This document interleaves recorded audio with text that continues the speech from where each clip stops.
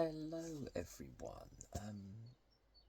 Today's review, we've got a offering from Mullet Cricket. So Mullet Cricket are based up in Essex, just the other side of the Dartford Tunnel, not far from Lakeside, so Basildon.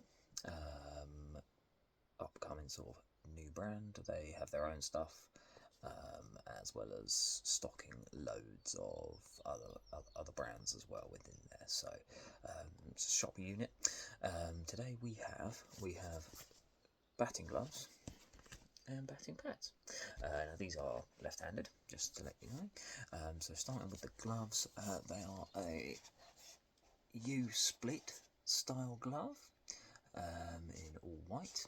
They do have coloured gloves as well for your needs, so they have got blue, green, yellow, red, loads of other colours if needed for you if you're playing a bit of evening league cricket, or you know, ODI sort of, or one-day stuff.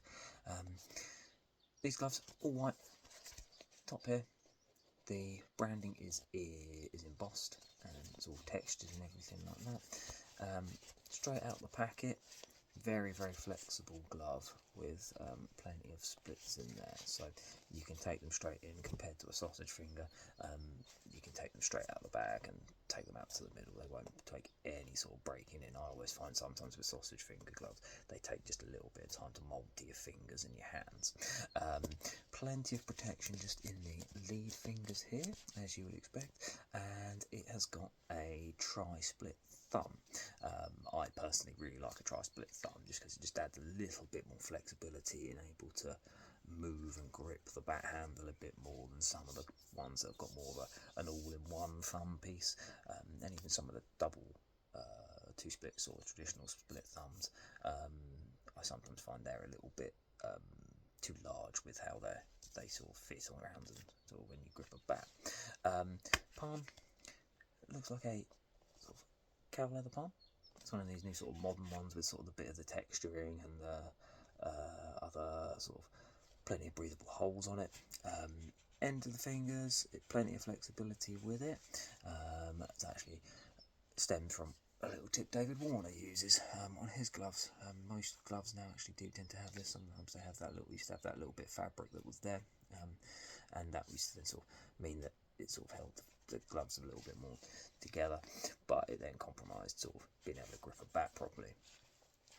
If you watch a little video of what Usman Kawar just done, he's done a little video where he tells that he cut the ends of these off because David Warner did that and it allowed him to grip a bat better. So preferences basically. Very flexible glove. Very good little price point as well. For what they are, so they're very nice and affordable.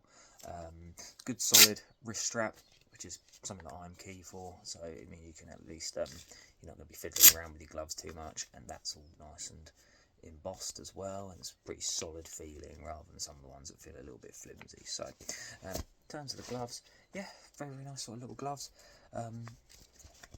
good protection, and yeah, nice and affordable when you go on their website and have a little look in comparisons of the modern day gloves that we actually have. So yeah, nice little showing from Mullet on that one. Moving on to the pads, cane fronted pads, plenty of protection in the shin, and got the gel cup in your knee. Lots of padding up here where the logo is in the top hat around the cane area.